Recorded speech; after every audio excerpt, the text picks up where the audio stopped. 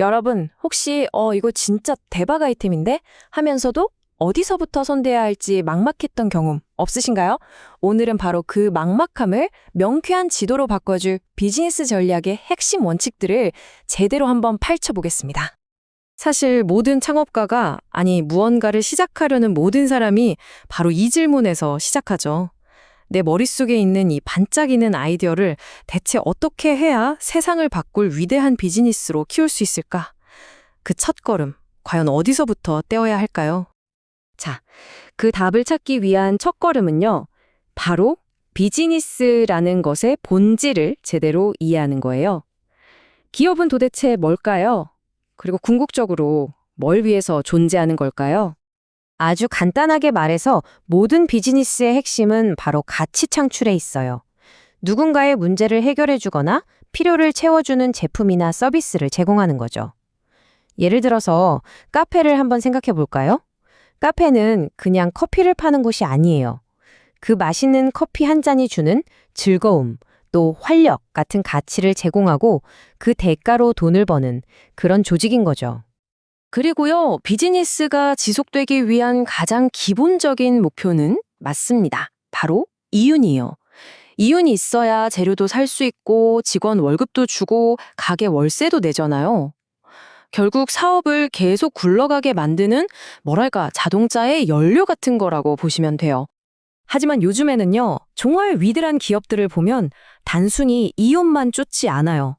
돈을 버는 건 기본이고 법을 잘 지키고 윤리적으로 올바르게 행동하고 더 나아가서 사회에 좋은 영향을 주는 그런 착한 기업 시민이 되려고 노력하죠. 이게 바로 오랫동안 사랑받고 성장하는 비결, 바로 지속 가능한 성장의 기본이 되는 겁니다. 자, 그럼 이제 우리 회사의 목표가 딱 정해졌어요. 그럼 뭘 해야 할까요? 보통은 이제 제품 만들어야지 생각하기 쉬운데 놀랍게도 그게 아니에요. 일단 고개를 딱 들어서 우리를 둘러싼 이 외부 세계, 그러니까 우리가 마음대로 바꿀 수 없는 세상이 어떻게 돌아가는지부터 봐야 합니다. 이 외부 환경을 무시하는 게 얼마나 무서운 일인지는 바로 코닥의 사례를 보면 정말 뼈저리게 느낄 수 있죠. 한때 필름 시장을 완전히 장악했던 세계 최고의 회사였잖아요. 그런데 디지털 카메라라는 거대한 기술의 파도를 외면한 결과 지금은 옛날의 명성만 남은 그림자가 되어버렸죠. 근데 여러분, 이게 그냥 옛날 이야기가 아니에요. 바로 지금 AI 같은 거대한 변화 앞에서 수많은 기업들이 똑같은 시험대에 올라 있거든요.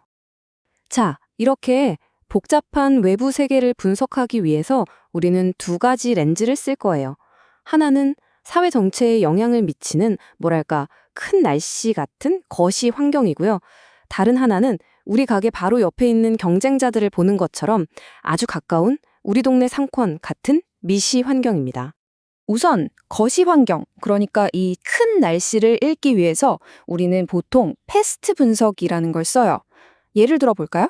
정부가 갑자기 친환경 정책, 폴리티컬을 강력하게 밀어붙이면 이건 전기차 시장에겐 엄청난 기회가 되겠죠.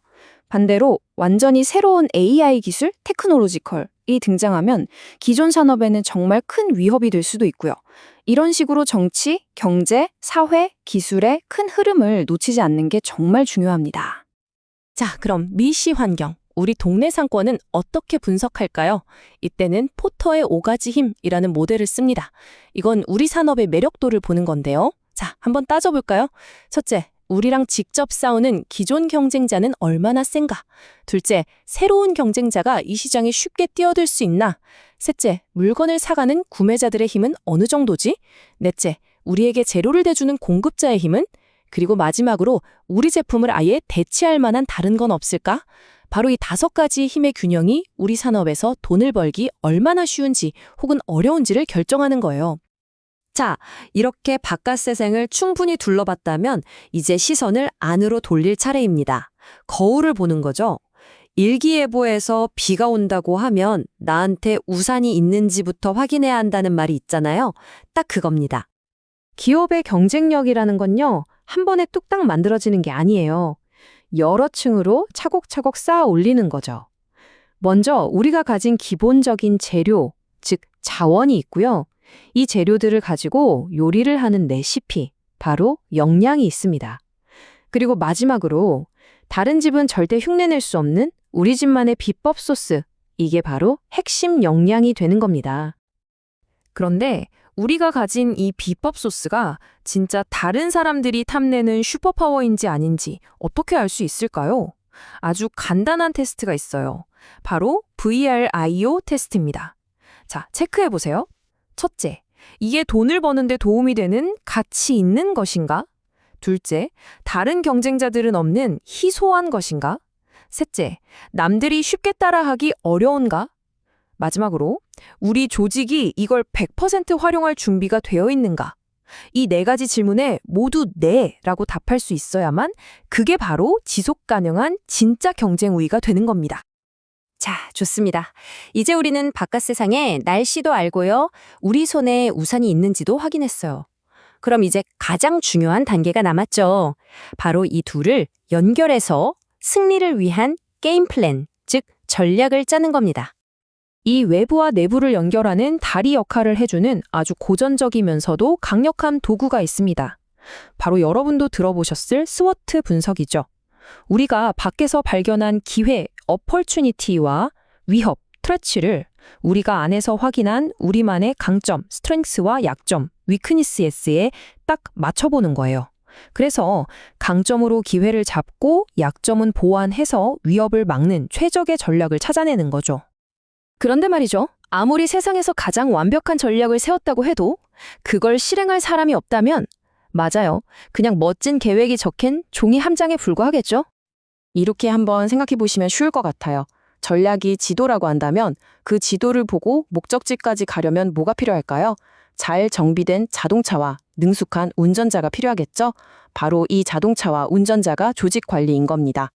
그리고 이 운전자, 즉 관리자들이 항상 손에 쥐고 있는 플레이북이 있어요. 바로 POLC 프레임워크입니다. 먼저 목표를 세우고 길을 정하는 계획, 플래닝 단계, 그리고 필요한 자원과 사람을 배치하는 조직, 올겨마이징 단계, 팀원들에게 동기를 부여하며 방향을 제시하는 리딩 단계, 마지막으로 모든 게 계획대로 잘 되고 있는지 점검하고 수정하는 통제, 컨트롤링 단계까지 이 네 가지가 계속해서 순환하면서 위대한 전략을 현실로 만들어내는 겁니다. 자, 오늘 우리는 비즈니스라는 여정의 지도를 그리는 법을 함께 살펴봤습니다. 그럼 이제 여러분의 차례입니다. 지금 당장 여러분의 주변을 한번 둘러보세요. 오늘 우리가 이야기 나눈 이 도구들을 가지고 세상을 다시 한번 분석해 본다면 과연 지금 우리 눈에는 보이지 않는 어떤 기회와 위협이 숨어 있을까요? 그리고 그 속에서 다음 세대를 이끌 위대한 기업은 과연 어떤 모습일까요? 어쩌면 그 주인공이 바로 여러분이 될 수도 있습니다.